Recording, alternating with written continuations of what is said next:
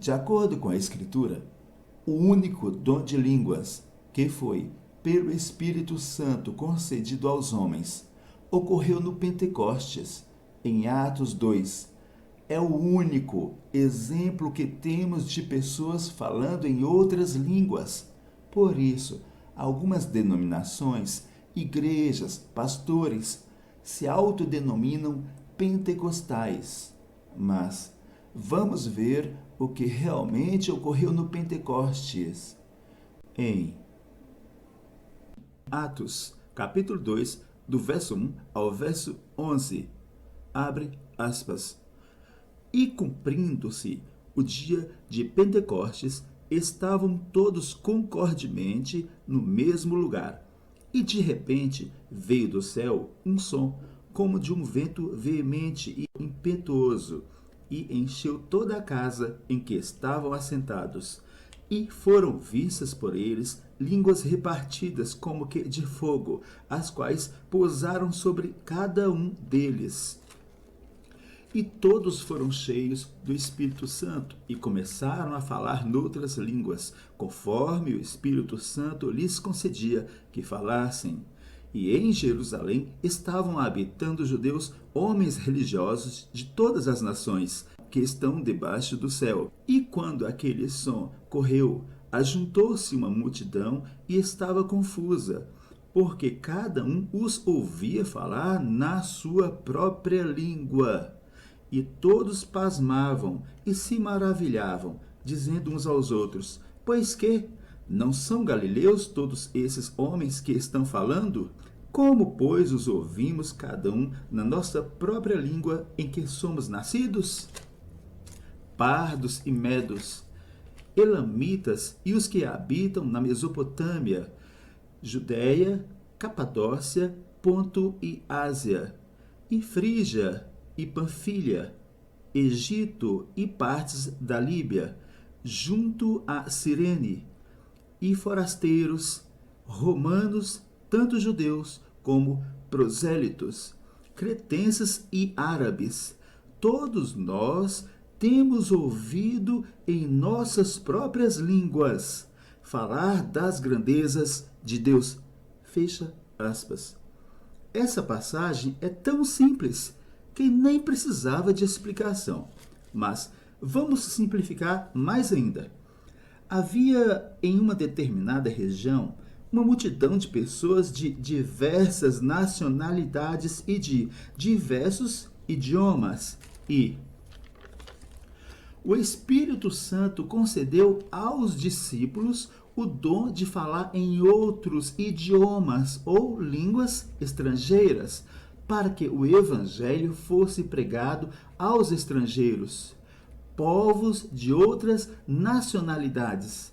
Imagine que ao seu lado se encontre alguém de origem inglesa e você, sendo brasileiro, fale naturalmente o idioma português. Então, o Espírito Santo lhe concede o dom de falar no idioma inglês, para que você possa pregar o Evangelho ao inglês. Simples assim. Vamos ler de novo o último verso, Atos, capítulo 2, verso 11. Cretenses e árabes, todos nós temos ouvido em nossos próprios idiomas, em nossas próprias línguas, falar das grandezas de Deus. Hoje, você vai em uma igreja e lá está o pastor falando línguas estranhas e expulsando demônios. Só tem um problema. Quase sempre, todos os que estão dentro daquela igreja falam um único idioma. No caso do Brasil, o português. O que isso tem a ver com o que aconteceu no Pentecostes? Nada.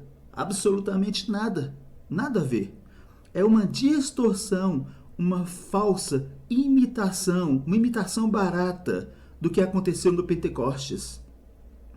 Tanto quanto os sábios do Antigo Egito imitaram os sinais feitos por Moisés. De acordo com a Escritura, existe sim um poder, uma força operando nestas igrejas, mas não é o poder de Deus. Apocalipse denuncia esta ação da seguinte forma, em Apocalipse capítulo 16, versos 13 e 14.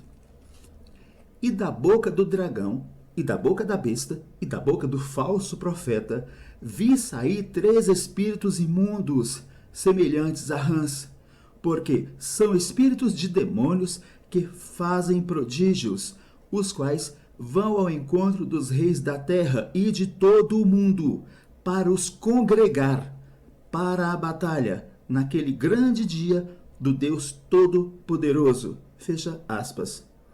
Vamos ler uma reprise deste mesmo acontecimento no livro de Mateus, capítulo 7, versos 22 e 23. Abre aspas. Muitos me dirão naquele dia: Senhor, Senhor, não profetizamos nós em teu nome? E em teu nome não expulsamos demônios? E em teu nome não fizemos muitas maravilhas? E então lhes direi abertamente: Nunca vos conheci. Apartai-vos de mim, vós que praticais a iniquidade. Fecha aspas. É toda uma obra de imitação, tendo por trás espíritos de demônios que imitam expulsões, milagres. E esse falso dom de línguas, que aliás é inútil, só serve para exaltação própria. Por que é permitido a demônios operar nessas igrejas? Isso acontece porque eles transgridem os mandamentos de Deus. Vamos ler de novo a mesma passagem e explicar o porquê da sentença que o Filho pronunciará a estes imitadores. Em Mateus 7, verso 23, abre aspas. E então lhes direi abertamente: Nunca vos conheci.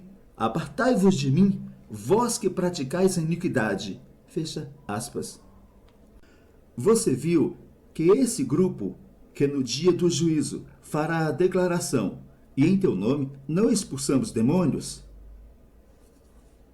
será condenado pela prática de iniquidade. Vejamos de que forma a Escritura, no Novo Testamento, traduz o significado da palavra iniquidade. João Ferreira de Almeida, corrigida e revista, da seguinte forma em 1 João, capítulo 3, verso 4, está, abre aspas, qualquer que comete pecado também comete iniquidade, porque pecado é iniquidade, fecha aspas. Portanto, pecado é iniquidade, iniquidade é pecado. Esse mesmo verso, que foi lido em Ferreira de Almeida, corrigida e revista, aparece em Ferreira de Almeida, revista e atualizada, da seguinte forma: 1 João, capítulo 3, verso 4. Abre aspas. Todo aquele que pratica o pecado também transgride a lei, porque o pecado é a transgressão da lei. Fecha aspas. Portanto, iniquidade é pecado, e pecado é transgressão de lei. Está escrito: Nunca vos conheci, apartai-vos de mim, vós que praticais a iniquidade. Mateus 7, 23. Esse grupo transgride, no mínimo, um dos 10 mandamentos, o sábado, do 4º mandamento. Esses falsos mestres não só transgridem, mas ensinam a transgredir. Serão condenados por iniquidade. Em Tiago, capítulo 2, versos 10 e 11, encontramos a seguinte declaração complementar. Aspas.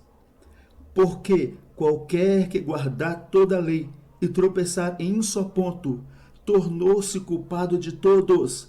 Porque aquele que disse: Não cometerás adultério, também disse: Não matarás.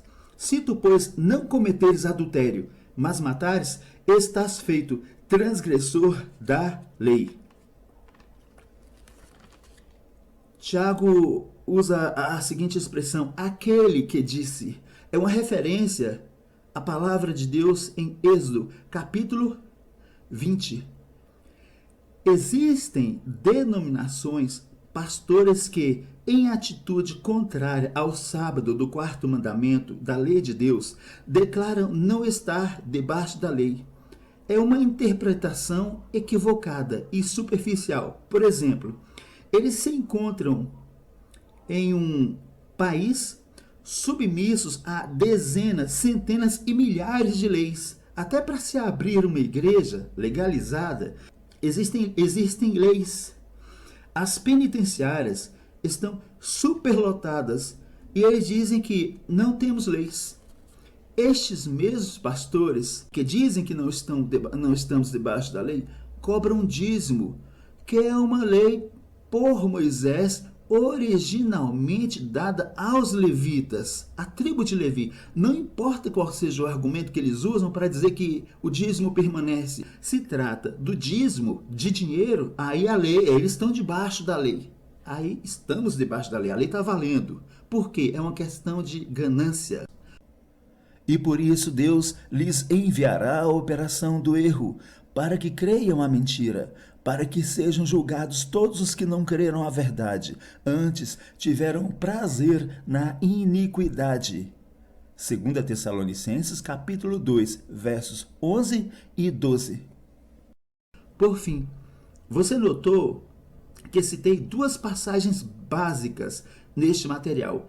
Apocalipse 16, versos 13 e 14, onde nos é mostrado que espíritos de demônios fazem prodígios, e em Mateus, capítulo 7, versos 22 e 23, onde nos é mostrado muitos que, no nome dele, dizem expulsar demônios, porém, eles serão sentenciados por iniquidade, pela prática de iniquidade, que é pecado, que é transgressão de lei, porque transgridem os mandamentos de Deus.